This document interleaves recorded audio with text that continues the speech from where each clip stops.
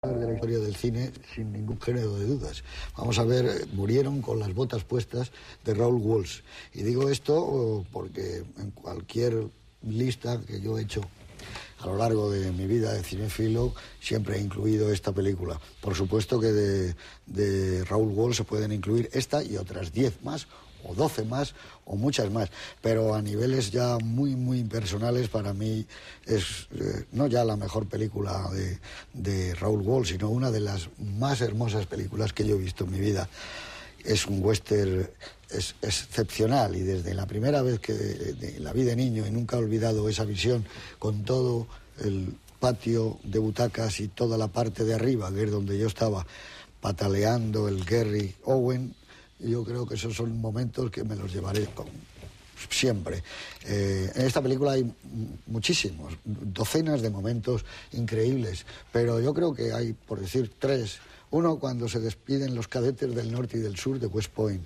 Otro, como nace la canción del 7º de caballería, el Gary Owen, que es algo que te emociona. Y hoy, yo, la última vez que he visto la película, hace pocas horas, porque quería tenerla fresca para hoy, aunque la veo con mucha frecuencia, como digo, me he descubierto con lágrimas en los ojos en la despedida. Yo no recuerdo, o es muy difícil encontrar una historia y una escena de amor mejor que la de Custer y Olivia de Havilland en la despedida, cuando él le dice, ¿llevas todo? Sí, los gemelos de campaña, y cuando él, pasear con usted por la vida ha sido uno de los mejores momentos.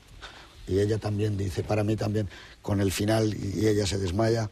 Yo creo que es de los mejores momentos que se han hecho en cine nunca. Creo que Raoul Walsh tiene el tamaño en esta película de John Ford y de Howard Hawks, que hay momentos extraordinarios, pero de verdadero cine. Hay cabalgadas, batallas, hay miradas. Y desde luego nunca Errol Flynn ha estado tan bien como a lo largo del recorrido de esta película. Es extraordinaria, como digo. Y me quedo sin palabras, porque cuando uno se encuentra con un monumento de este tipo, que es del año 41, cuando no había yo tampoco nacido, pues no se sabe muy bien qué decir más que quedarse uno asombrado, emocionado y conmovido ante una obra de este tamaño, de esta magnitud. Señor Torres Dulces, especialista en westerns, en John Ford, en Hawks, en Raoul Walsh, ¿usted también opina que estamos ante una de esas catedrales que ha hecho el cine a lo largo de los 100 y muy pocos años de historia? Pues sí, esta es una película que, hombre, yo soy más fordiano que walshiano, pero casi inmediatamente a continuación con Hawks y Walsh cuando se trata de western. Yo creo que es el vivo ejemplo del enorme talento que tenía Raoul Walsh para contar una historia pues tomando casi la película desde momentos griffithianos, pues prácticamente muchas de las cosas que suceden en esta película, incluida la historia de amor, parece casi extraída de Griffith, hasta un director sujeto a una productora como la Warner, que tenía sus codificaciones, que tenía su forma de rodar, incluso los lugares de rodaje, hasta realizar una obra sincera, limpia, enormemente emocional, como tú dices, maravillosamente interpretada de arriba abajo, en la que lo hablábamos hace un ratito mientras estábamos en maquillaje con Juan Antonio Porto, una película que a los 5 minutos ya ha empezado a rodar la película de una forma majestuosa, en la que comprendes casi siempre bien los personajes. Ahí probablemente la personalidad del guionista Enes Mackenzie, uno de los grandes guionistas de Hollywood, que metió mano, me imagino que como más gente en esta película, pero sobre todo yo creo que lo que transmite la película es el sentido de vida. Probablemente no haya un director más físico, más vital que Raoul Walsh. Ruede una película de gángster o ruede un melodrama, ruede una comedia musical o ruede una película sobre una esclava blanca en el sur después de la guerra, o ruede un western. Aquí probablemente está casi todo lo que está más adelante en Una trompeta lejana, que es casi la continuación de Murieron con las botas puestas, y el héroe de Una trompeta lejana probablemente fuera alguno de los jóvenes tenientes que no murieron en la batalla de Little Bighorn. esta es una película también sorprendentemente para la época muy pro-India, puesto que se revela cómo el capitalismo industrial americano, que está provocando lo que se llamaba en términos de política el destino manifiesto de la nación americana de llegar a las grandes aguas, como decían los Sioux, cogiendo los viejos dominios de Francia y de España en el sur, se impone a través de llevar oleadas de colonos europeos en las tierras de caza de los indios.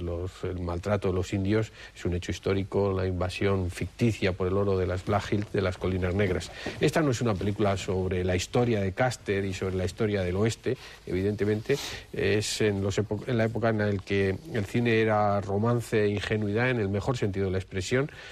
Contar una historia, casi un cantar de gesta y de repente con unos toques poéticos y unos toques shakespearianos, porque eso era lo que hacían los grandes pioneros. Luego en el coloquio, por supuesto, pues podemos hablar de lo que pasó en la historia o en la intrahistoria, pero lo importante que quede aquí es esa imagen de Custer y de los jinetes sobrepuestas a la leyenda, literalmente copiada por John Ford al final de Fort Apache, también hay que decirlo. Una hermosísima historia de amor, como tú has dicho, una de las más hermosas historias de amor, que además fue así, digamos, también en la historia del general Custer y de Elizabeth Bacon Custer. Y, en definitiva, una película para disfrutar de todos aquellos que nos hemos criado y seguimos criándonos en el cine hecho con imágenes igual a sentimiento, igual a emoción. Muy bien, muchas gracias. Has citado a Eneas Mackenzie, Wally Klein y Eneas Mackenzie firman el guión de esta película. Sí. Y fueron los que primero trabajaron en Casablanca. Fueron los dos tipos que hicieron el primer tratamiento de Casablanca. Y hay algo de esa especie de cine de eternidad que respira en ambas películas y que se debe algo a estos tipos. Juan Manuel de Prada, buenas noches. Muy buenas noches. La frase exacta...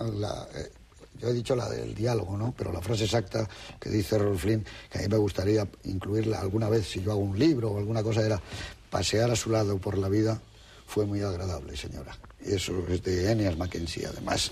Y es maravilloso, porque creo que es uno de los grandes momentos de amor de la historia del cine. Pero bueno, señor Prada, buenas noches. ¿Qué le parece a usted esta película, Me murieron con las botas puestas? Bueno, pues me parece todo lo que habéis dicho y más.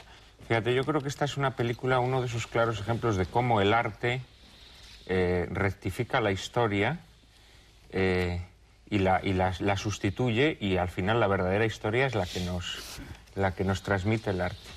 Es decir, al final el personaje histórico de Custer, que tiene sus similitudes y sus diferencias con el personaje que interpreta Errol Flynn, no importa, Custer es Errol Flynn. Es decir, del mismo modo que no importa tanto, no sé cómo era Napoleón, sino cómo nos lo cuenta Stendhal, pues Custer es como nos lo cuenta Raoul Walsh. Esto es verdaderamente el milagro del arte, ¿no? Y cómo al final lo que perdura en el inconsciente colectivo es esa imagen nítida que logra captar un gran artista. La verdad es que esta película es, lo habéis dicho, emocionante. Es una película que parece casi inverosímil que logre mantener el ritmo y la capacidad de emoción de principio a fin. Es una película rapidísima, verdaderamente es increíble el sentido del ritmo que tiene esta película. Tiene una trepidación, no ya solamente por su peripecia más puramente externa, sino por el temblor que transmiten también los personajes, por la vida que anida dentro de cada uno de ellos, no solo de los protagonistas, sino de sus secundarios, que son verdaderamente prodigiosos. Es curioso en esta película también, y muy aleccionador, ver cómo los grandes artistas pueden plegarse a las convenciones o a las imposiciones del estudio sin renegar de un ápice de su personalidad creativa. Esto creo que es muy importante, y sobre todo porque esto en nuestra época no lo entiende. Hoy en día se considera que el verdadero artista no puede plegarse a nada, no puede trabajar de encargo. Todo esto es mentira, esto es pacotilla absoluta. Aquí vemos a un gran creador muy personal que conserva todo el vigor de su estilo, todo su mundo creativo intransferible, y sin embargo vemos que es una película con la impronta de esas películas de la Warner dorada, ¿no? de una determinada época. Es una película que a veces también se ha tachado a Raoul Walsh, como otros grandes creadores cinematográficos, de reaccionario. Cuando uno ve esta película también se da cuenta que eso son mandangas. Esta es una película con una fe en el hombre extraordinaria, en el poder del individuo frente al sistema corrupto. A mí me parece emocionante, tiene también un aire capriano este Custer, que se enfrenta pues, a la podredumbre política, a las componendas de los corruptos. Y es una película que seguramente no sería la misma sin esa pareja protagonista, que tiene una química especial, Olivia de Havilland y Errol Flynn. Esa exultación que transmite su relación amorosa. También se ha tachado a Raoul Walsh de misógino, absurdo cuando uno ve esta película. No puede haber una mujer que tome más la iniciativa que Olivia de Havilland en Murieron con las botas puestas. Y verdaderamente lo de Errol Flynn es un prodigio. Errol Flynn en esta película nació para interpretar a este personaje.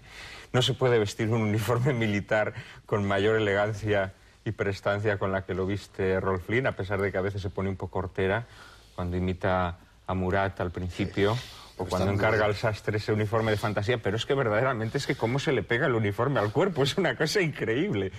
Y cómo transmite ese fondo de una mezcla de ingenuidad, de desmesura, pero de humanismo, un humanismo extraordinario. Creo que es una película con la que los espectadores van a disfrutar, seguro que todos la han visto ya, salvo los muy pequeños.